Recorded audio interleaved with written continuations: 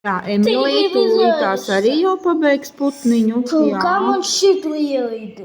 A, tu ņem citu meklē maziņāku, kas viņš, kur der tā vietiņa tā.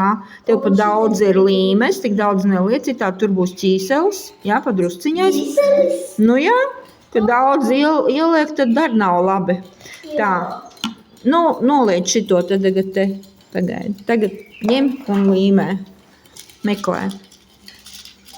Smalkus, jā, jo smalkāk, jo viņi vairāk būs, viņi tagad tādi kristāliņi mirdzēs saulītē un spīdēs un vizuļos, būs smuki tā. Un Elizabete mums pabeigs tūlītās izskrāpēšanas tehniku, jā, un tad vēl otras puses zelts, jā, zelta metāls būs jālīmē. Tas ir metāls, viņš ir ļoti, ļoti planās, tādās sloksnītēs ir, tāpēc viņš izstāsta, ka plēve viegla, jā. Tā, un Emīlija mums tūlīt arī pabeigs jau savu putniņu.